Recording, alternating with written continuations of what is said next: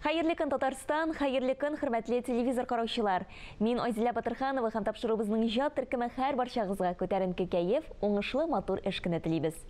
Татар әдәбияты классигы Әмирхан Еники кеше йөрәгенә ята торган әсәрләр иҗат итә. Аңа ул табигате белән нечкә күңелле, кешелекле булуы белән ирешә дип яза Әмирхан ага турында Наҗар Нәҗми. Татарстан дәүләт телевидениесе Әмирхан ага Еникинең бай әдәби мирасына берникадәр анализ ясап, язу намус эше дип исемләнгән фильмын әзерләде. Бергәләп карыйк.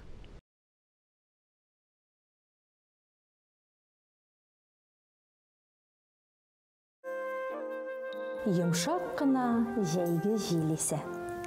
Дала буйлап кылганнар йөгерә, кылганнар йөгерә. Ефәк чукларын еш-еш кына селкеп, акрын гына кыштырдап, бик тырышып һәм бик кабаланып йөгерә кебек алар.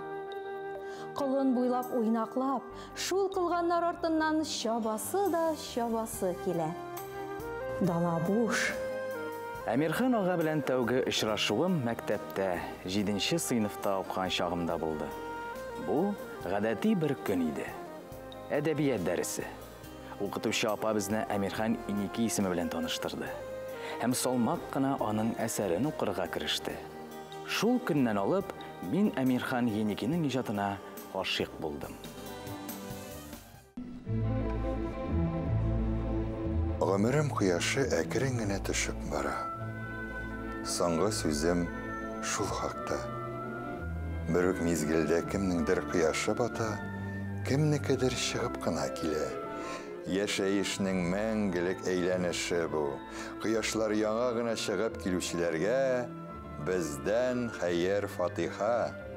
Әмирхан Еники 20нче гасырның икенче яртысы әдәби-мәдәни барышында яңарышка юл сызган әдипләребезнең берсе. Әдәбиятның бу чорын Әмирхан Еники дәвре дип атыйлар. Тормышындагы төп гамәленә, язучылыкка мөнәсәбәтен әдип кыска итеп уйдырып сала. Язу намус эше.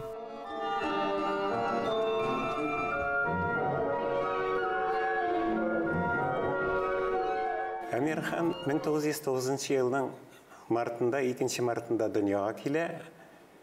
Аның нәселе каядыр көнбатыштагы бу очракта Тамбов өлкәсе яисә Мордва республикасы ягыннан аның бабалары шул яктан килгән, нәселе шуннан аның. Яңа Каргалы дигән авылда Нигъмәтҗан һәм Хәдичә бикә апаның гаиләсендә 10нчы бала булып Әмирхан дөньяга килгән. Мине корбаннар чалып, нәзерләр әйтеп Аллаһтан сорап алганнар. 1909 елның иске стиль белән февраль аенда мин дөньяга килгәнмен. Мин һич шиксез яшәргә тиеш булганмын. Атакайның дәүләкәнгә күчүе бер кадәр шул теләк белән дә булмады микән? Чөнки балалары тормаган иске урынны ташлап китүне үзләренчә хәерлегә юраулары бик мөмкин. Яңа урында бит, яңа өметләр дә туа. Әмирхан Еникины Морза нәселеннән диләр. Соңгы китап романында Әмирхан Еники үзенең Морза нәселеннән булган тарихын да җентекләп сөйләп китә. Менә минем кулда атакай тизеп калдырган шәҗәрә саклана. Еникеевлар нәселеннән хөрмәтле булган бабаларыбызның исемнәре һәм кайдан чыгышлары дип язып куйган. Зур гына бүтән бер кагазгә иренмичә, һәр буынның тармакланып дәвам итүен сызык һәм вак түгәрәкләр рәвешендә төшереп чыккан. Еникеевлар каян чыккан? Кемнән башланган алар? Кайчандыр ерак заманда бу җирләрдә Бихан исемле бер князь бәк яшәгән. Шушы Биханнан тора бара Кугушев, Акчурин, Кутуев, Муратов фамилиялары үрчеп тармакланып чыккан. Ә Кугушевлардан берсенең исеме Күлдәш булган. Күлдәштән исә Еникей туган. 16 яшендә ул Казанга килә. Художниклар әзерли торган бер уку йортына кирип карый. Ләкин анда ул узак шөгыльләнә алмый, чөнки аңа өйдән әллә ярдәм булмый, Нигъмәтҗан бик бай кеше булмый, сәүдәгәр дип саналса да үзе әтисе. Һәм укуны ташларга мәҗбүр була ул. Шундан соң инде аның көп кенә маҗаралары шушы 20-нче еллар ахырына туры килә. Ул университетта рабфакка кирип карый. Анда укыганда сен үзеңнең килеп чыгышыңны яшәргәнсең, анда син сәүдәгәр малае икән. Нишләп яшәрдең дип аны куркыта башлыйлар һәм ул китәргә мәҗбүр була Казаннан. Йөри ул төрле җирләрдә, Донбасста, наданлыкны бетерү курсларында эшләп йөри. Аннан соң Көньякта, Маргелан шәһәрендә шул якларда эшләп йөри. Үзе яза башлый. Аңа бигрәк тә ярдәм итә Вафа Бурнаш дигән Фәтхи Бурнашның әнисе Шәрык китапханәсендә мөмкинлек була бик күп китаплар белән танышырга. Ул шунда йөри, әдәбиятка тагында якыная. Купринның татарлардан чыкканлыгы инде миңа күптән мәгълүм иде. Чөнки аны Куприн үзе язган, хәтта татардан чыкканлыгы белән мактанган да кеше. Аның саф татарча бабай дигән кушаматы да булган икән. Русның бийек кешеләре арасында татардан чыккан шәхесләр аз түгел. Ләкин инде менә Куприн нәселенең Еникеевлар нәселенә барып тоташуын безнең тарихчы Ибрахим Абдуллин Пенза архивыннан эзләп тапкан булган. Аның тапканы түбәнгедән гыйбарәт. Еникеевлар нәселенең кылынчыклар дигән бер тармагы булган. Купринның да нәсел ише шул тармакка тоташа икән. Ягъни без икебез дә кылынчыклардан булып чыгабыз.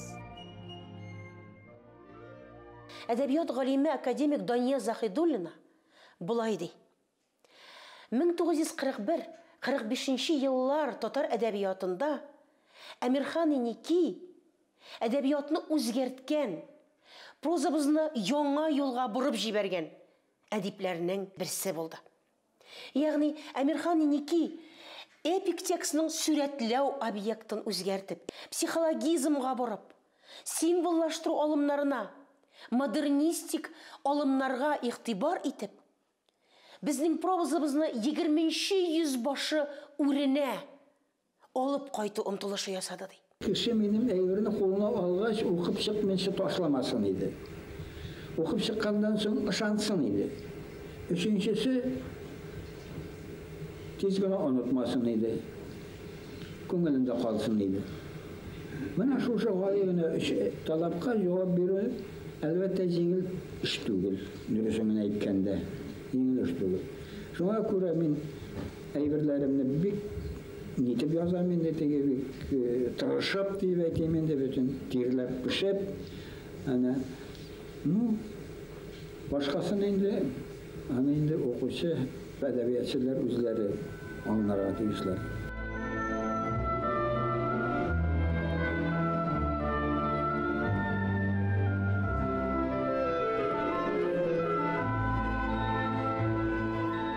Менә кайбер язучылар, сугышта булган кешеләр фотоларга бергә төшәйдек.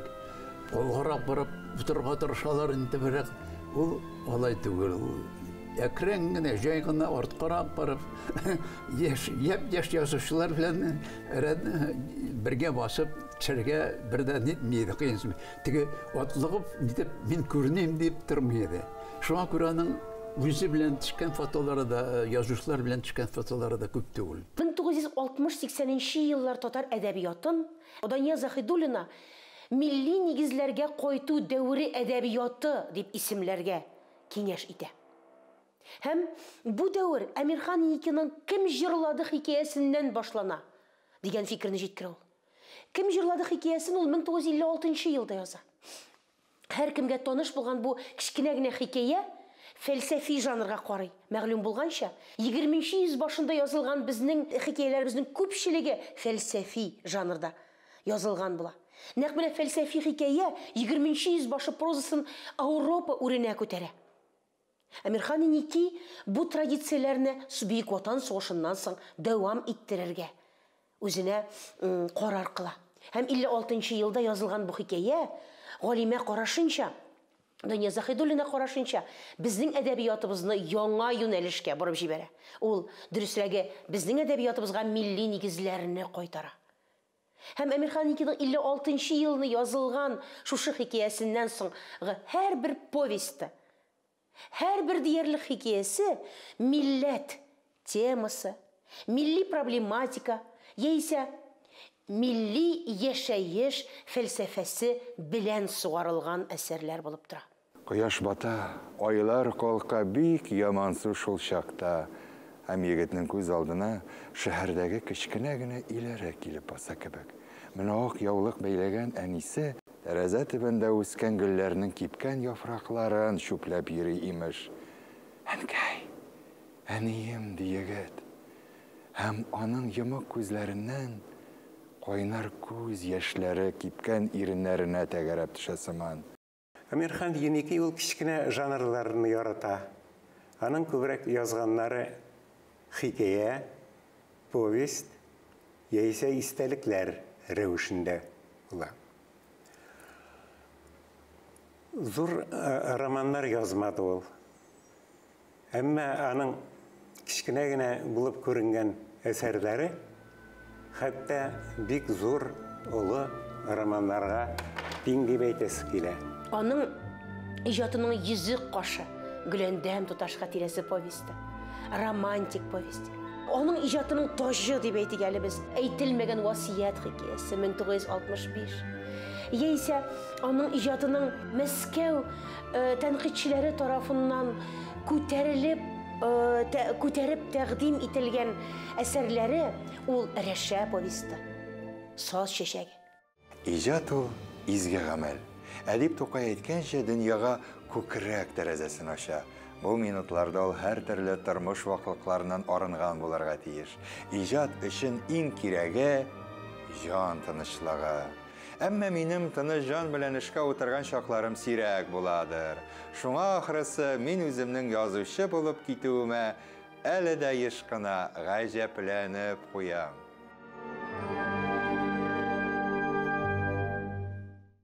Мәгълүм булганча, әйтелмәгән васият хикәясендә сүз Ак әби тарихы турында бара. Ак әби тарихы чынлыкта булганмы? Әйе. Ул Әмирхан Еникиның хикәясенең башында ук Баязит Бикбайга дигән өлештә үк билгеләп тә куелган ләбаса. Кем ул Баязит Бикбай? Ул Әмирхан Еникиның Әхмәт Фәйзи белән бергәләп аралашып яшәгән вакытында аралашкан чордашы, кардәше һәм әйтик, алар бер яктан. Әмирхан Еники белән Баязит Бикбай бер сөйләшкән вакытта аңа тыйнак кына әлеге әдип үзенең шушы тарихын сөйли. Әмирхан Еникига булай ди: "Синең каләмең туры килә, яз син бу турыда", ди. Һәм 45 битлек хикәяне классик әдип 2 ел дәвамында яза беләп карагыз. Ул бит гаҗәеп. Ул һәр бер сүзе өстендә эшли. Минем өчен иң авыры әсәрнең теле белән эшләү, ди. Халык күңеленә юл салу ансатыш түгел, язучыдан саф вөҗдан, чын гаделлек, искиткеч зур тырышлык һәм батырлык сорый ул, ди. Язу намус эше ул, ди Әмирхан Еники. Мин сезне шәреп кичәсенә чакырмакчы идем. Ничек уйлыйсыз? Юк, сез нәрсә? Юк, мөмкин хәл түгел бит бу. Ни өчен нәрсә кыясызмы? Беренчедән, әти-әни миннән курка. Аннан, зинһар кичерегез, мин ул кичәдә үземнең кем булып катнашуымны иштә күз алдыма китерә алмыйм. Нигә менә бүгенге кебек пианинода ялгыз уйнарсыз? Татар кызы пианинода соло уйный. Бу бик яңа нәрсә. Юк. Миңа иртәрәк әле. Аның өчен бик зур тәҗрибә кирәк бит. Юк, миңа алмады. Ләкин сезнең тагын бер сәләтегез бар. Сез матур җырлый да беләсез. Мин җырчы түгел. Мин уйнасам, җырлыйсыз? Сезнең яраткан көйегезне беләм. Гөләндәм туташ хатирәсе повесте татар романтик прозасының шундый матур лайыклы дәвамы. Фатих Әмирханнарның хәятының дәвамы. Гөләндәм туташ хатирәсе повестен язуының да аның үзенең тарихы бар. Мәгълүм булганча, ул Салих Сәйдәшев образы килеп кергән әсәр. Ул анда камил инсан концепциясен урнаштыра. Гөләндәмнең дә чын исеме Фатима Зөһрә икәнлеге һәркемгә мәгълүм. Чынлап та 16 яшьлек кызны Салих Сәйдәшев ул вакытта әле беркемгә мәгълүм булмаган яшь композитор музыка дәресләренә, музыкага өйрәткән музыка дәресләре алып барган икән. Һәм бу тарихны ул гап-гади бер көндәлектән бирә. Бу көндәлек Салих Сәйдәшев музеенда саклана һәм аны һәркем барып карый ала. Кыскасы, бу көндәлектә Фатима Зөһрәнең көндәлегендә сүз менә шушы соңрак 250 битлек повестька әверелгән вакыйгалар турында бара. Фактларны бозмадым мин ди Әмирхан Ниники. Гаҗәп бит, анда нинди генә җырлар турында, нинди генә кызыклы фактлар әйтелми. Бер факт та бозылмаган булып чыга. Мин үз гомеремдә бик күп борынгы җырчыларны тыңлап калдым. Хәтта Камил Мотыгыйның да җырлаганын тыңлаганым бар. Рәшит Вахап, Гөлсем Сөләйманова кебек данлыклы җырчыларны күрдем. Рәшидәнең прообразы Җавахира Сәлахова иде. Яраткан кием агач башы. Аны хәзер кем дә булса җырлый микән? Ишеткәнем юк. Җыр, музыка минем күңелгә бердән-бер юаныч ул. Биек тау башында, авылым каршында, күп гасырлар шаулый бер агач. Беркем белми аның кайчан туган чагы, беркем белми аның серләрен. Беркем белми аның кайчан туган чагы, беркем белми аның серләрен. 62 елны Рәшә язылганнан соң, билгеле, дөнья күрү яисә аны шул килеш бастыру турында сүз дә була алмый. Бастыралар бастыруын. Кемнәр күтәреп ала? Мәскәү тәнкыйтьчеләре. Бу милли әдәбиятларда моңарчы булмаган әсәр диләр алар. Моңарчы булмаган герой диләр алар. Рәшә повестында сүз Совет җәмгыятен инкыйлабка кадәр җәмгыять белән янәшә куеп бәяләү бара.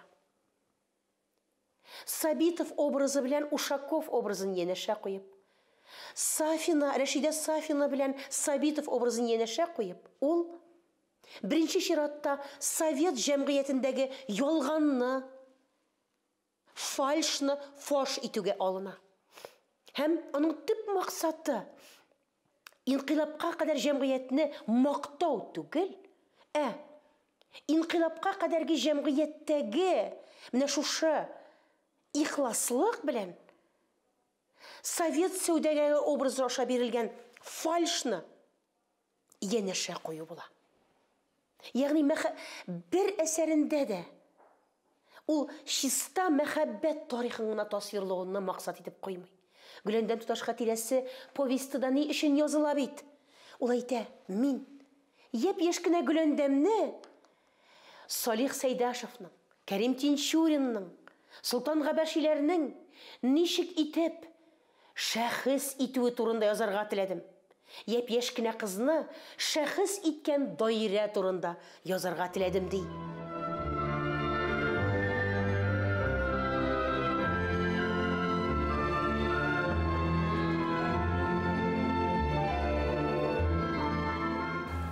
Язу намус эше. Хикмәт шунда ки, әйтәсе һәм күрсәтәсе килгән бөтен нәрсә фикер һәм хистан алып, төскә һәм искә хәтле үзенең иң дөрес, иң төгәл сүзен табарга тиеш. Язган чакта нәкъ менә шуны, ягъни әйтергә теләгән белән кагазга төшкән сүзнең бер-берсенә ничек тә туры килүен үзлексез күзәтеп барырга мәҗбүр буласың да инде. Ләкин эш моның белән генә бетми әле. Телнең, һичшиксез яхшы телнең үзенә генә хас табигый агышы, аһәңе һәм ритмы да булырга тиеш. Язганда шуны гел генә тыйып, шамалап бару да язучыдан шулай ук бик нык таләп ителә. Кыскасы, әдәбият ул тел сәнгате беренче сүзеннән алып, соңгы ноктасына чаклы.